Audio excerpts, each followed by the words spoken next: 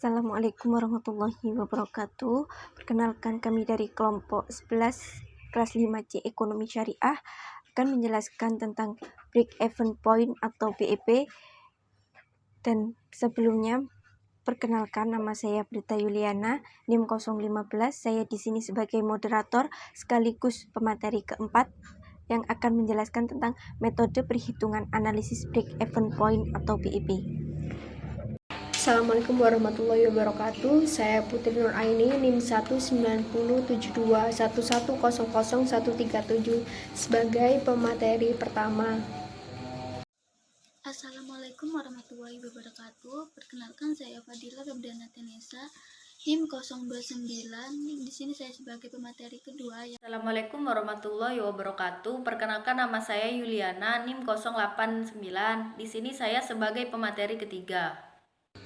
Baik, di sini saya akan menjelaskan mengenai pengertian analisis break-even point atau BEP. Jadi break-even point itu sendiri merupakan suatu keadaan dalam operasi perusahaan yang tidak mendapatkan untung maupun tidak mengalami kerugian. Jadi bisa dibilang keadaan tersebut itu impas atau seimbang antara tidak rugi dan tidak untung. Sedangkan analisis break-even point merupakan suatu teknis analisis untuk mempelajari hubungan antara biaya tetap, biaya variabel, keuntungan, serta volume aktivitas. Sedangkan manfaat dari analisis break-even point menurut Irawati dalam buku Manajemen Keuangan memaparkan bahwa manfaat analisis break-even point satu, untuk menunjukkan berapa tingkat penjualan yang harus dicapai perusahaan jika ingin mendapatkan laba. Jadi perusahaan akan tahu jika ingin mendapatkan laba, maka mereka harus mencapai penjualan dari tingkat tersebut. Kemudian yang kedua, untuk membantu menganalisis rencana untuk modernisasi atau otomatisasi untuk mengganti biaya variabel menjadi biaya tetap. Kemudian yang ketiga, untuk membantu menganalisis pengaruh-pengaruh dari ekspansi terhadap tingkat operasi ataupun kegiatan. Kemudian yang keempat, untuk membantu dalam keputusan mengenai produk baru dalam hal biaya dan hasil penjualan. Sedangkan manfaat dari menggunakan konsep break-even point merupakan yang pertama, bisa menjadi perencanaan penjualan ataupun produksi. Kemudian yang kedua, menjadi perencanaan harga jual normal. Kemudian yang ketiga, perencanaan metode produksi. Dan yang keempat, titik tutup pabrik.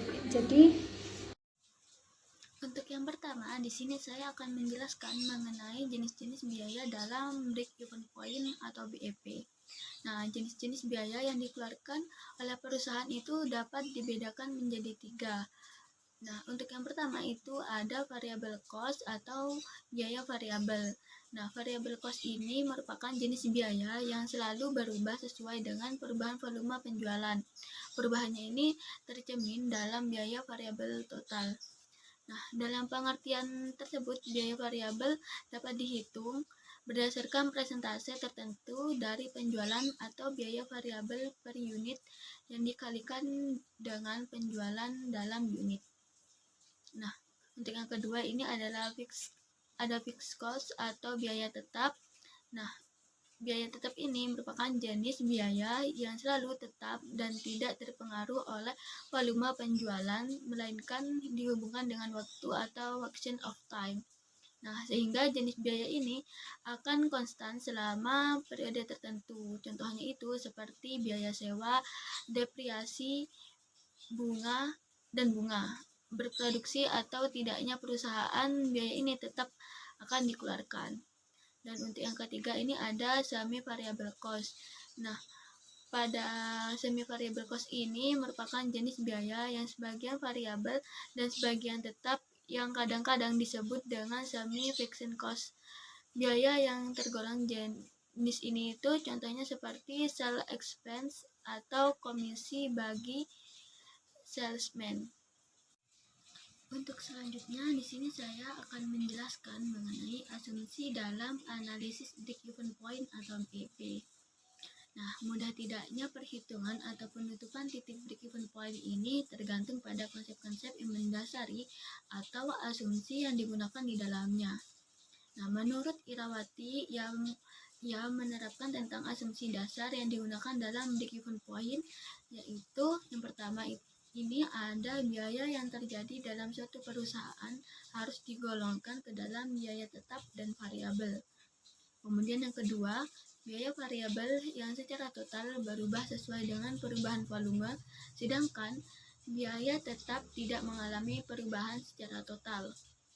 Kemudian yang ketiga ini ada jumlah biaya tetap tidak berubah walaupun ada perubahan kegiatan, sedangkan biaya tetap per unit akan berubah-ubah. Kemudian yang keempat, harga jual per unit konstan selama periode dianalisis. Dan yang kelima, ada jumlah produk yang diproduksi dianggap selalu habis terjual. Dan yang kelima, perusahaan menjual dan membuat satu jenis produk. Namun, bila perusahaan membuat atau menjual lebih dari satu jenis produk, maka perimbangan hasil penjualan setiap produk ini tetap. Baik, yang selanjutnya yaitu batasan-batasan dalam analisis break-even point. Analisis break-even point dapat dirasakan manfaatnya apabila titik break-even point dapat dipertahankan selama periode tertentu. Keadaan ini dapat dipertahankan apabila biaya-biaya dan harga jual adalah konstan. Karena naik turunnya harga jual dan biaya yang akan mempengaruhi titik break-even point. Dalam kenyataan analisis ini agak sukar untuk diterapkan. Oleh sebab itu, bagi analisis perlu diketahui bahwa analisis break-even point ini mempunyai keterbatasan tertentu, yaitu antara lain yang pertama, perubahan FC terjadi sebagai akibat bertambahnya kapasitas produksi. Perubahan ini ditandai dengan naik turunnya garis FC dan TC-nya. Meskipun perubahannya tidak mempengaruhi kemiringan garis TC, bila FC naik, BEP akan bergeser ke atas atau sebaliknya. Yang kedua yaitu perubahan pada variabel cost ratio atau FC per unit. Perubahan ini akan menentukan bagaimana miringnya garis total cost. Naiknya biaya FC per unit akan menggeser BEP ke atas atau sebaliknya. Yang ketiga, perubahan dalam sales price per unit. Perubahan ini akan mempengaruhi miringnya garis total revenue atau TR. Naiknya harga jual per unit pada level penjualan yang sama walaupun semua biaya adalah tetap, akan menggeser ke bawah atau sebaliknya. Yang keempat, terjadinya perubahan dalam sales mix. Apabila suatu perusahaan memproduksi lebih dari satu macam produk, maka komposisi atau perbandingan antara satu produk dengan produk lain haruslah tetap. Apabila terjadi perubahan, misalnya terjadi kenaikan 20% pada produk A, sedangkan produk B itu tetap, maka BEP pun akan berubah. Kelemahan dari analisis break-even point. Dalam penggunaan analisis ini harus disadari batasan-batasan yang dikandung dalam model ini, sehingga muncullah beberapa kelemahan, antara lain yang pertama yaitu asumsi yang menyebutkan harga jual konstan, padahal kenyataannya harga ini terkadang harus berubah sesuai dengan kekuatan permintaan dan penawaran di pasar. Untuk menutupi kelemahan itu, maka harus dibuat analisis sensitivitas untuk harga jual yang berbeda. Yang kedua, asumsi terhadap biaya. Penggolongan biaya tetap dan variabel juga mengandung kelemahan. Dalam keadaan tertentu untuk memenuhi volume penjualan, biaya tetap mau tidak mau harus berubah karena pembelian mesin atau peralatan baru guna meningkatkan volume produksi untuk penjualan. Begitu pula pada perhitungan biaya variabel atau unit mengalami perubahan. Karena pada saat tertentu dapat terjadi kenaikan harga bahan baku sehingga menaikkan biaya produksi perusahaan. Yang ketiga yaitu jenis barang yang dijual tidak selalu satu jenis. Yang keempat, biaya tetap juga tidak selalu tetap pada berbagai kapasitas. Yang kelima, biaya variabel juga tidak selalu berubah sejajar dengan perubahan volume penjualan. Namun begitu, asumsi-asumsi terhadap analisis titik impas seperti asumsi terhadap biaya yang dianggap tetap, kapasitas produksi, serta tingkat penjualan dengan jumlah dan harga juga diasumsikan tetap, maupun biaya variabel yang diasumsikan berubah sebanding dengan perubahan volume penjualan. Perlu dilakukan karena untuk dapat membuat suatu model analisis mau tidak mau perlu adanya asumsi yang mendasari perhitungan tersebut, agar perhitungan yang dilakukan dapat menghasilkan hal-hal yang ingin diprediksi. Kelemahan-kelemahan yang terjadi merupakan resiko dari prediksi yang dilakukan, sehingga dalam pengambilan keputusan melalui analisis titik impas tetap perlu adanya kehati-hatian dari manajer guna menghindari kesalahan yang berakibat merugikan terhadap perusahaan. Saya di sini akan menjelaskan tentang metode perhitungan analisis break-even point atau BEP. Yang pertama, metode perhitungan dengan rumus matematika. BEP dalam unit dihitung dalam formula atau rumus BEP sama dengan FC per P min VC per unit. Keterangannya yaitu FC sama dengan biaya tetap atau fixed cost, VC sama dengan biaya variabel persatuan atau variable cost, P harga jual persatuan atau price, S jumlah penjualan atau sales volume. Contohnya yaitu PT Indonesia memiliki usaha di bidang perkakas dengan data, yaitu antara lain yang pertama kapasitas produksi yang mampu dipakai 100.000 unit mesin gergaji, harga jual persatuan diperkirakan 5.000 per unit, total biaya tetap 150 juta dan total biaya variabelnya 250 juta. Rincian dari masing-masing biaya tersebut sudah terdapat pada tabel yang tersedia tersebut. Selanjutnya yaitu hitunglah BEP dalam unit rupiah. Kapasitas produksinya 100.000 unit, harga jual per unitnya Rp5.000, total penjualannya 100.000 unit dikali Rp5.000 sama dengan 500 juta rupiah.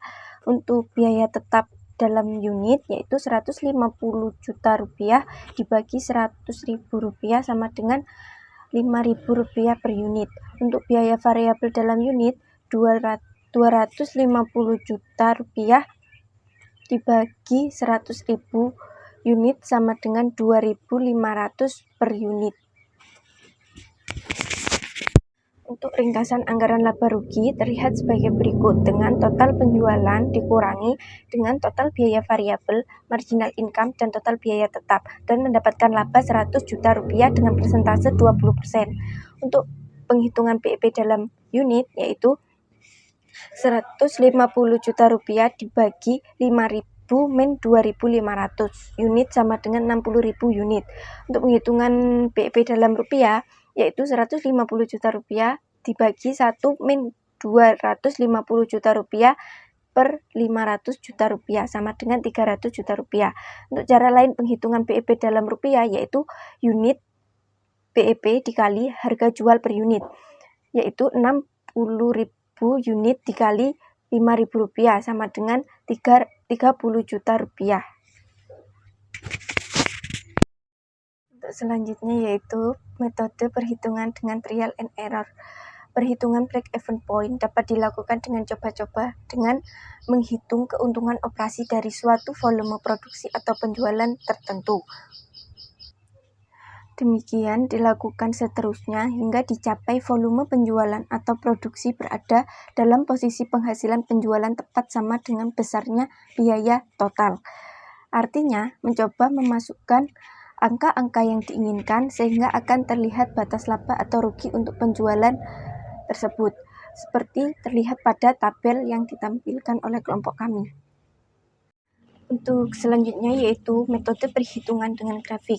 Akan terlihat bahwa untuk tiap-tiap unit penjualan terdapat informasi yang lengkap seperti setiap rupiah penjualan, biaya tetap, biaya variabel, total biaya maupun laba atau rugi. Jadi manajemen dapat melihat jika akan memproduksi sekian unit akan terlihat seluruh komponen yang terdapat di atas tersebut. BEP melalui grafik tampak jelas ditunjukkan baik dari segi unit maupun rupiah yang diperoleh. Dapat dilihat pada grafik yang kita tampilkan pada PPT ini. Sekian presentasi dari kelompok kami. Apabila ada yang kurang dipahami, bisa ditanyakan pada sesi diskusi. Terima kasih. Wassalamualaikum warahmatullahi wabarakatuh.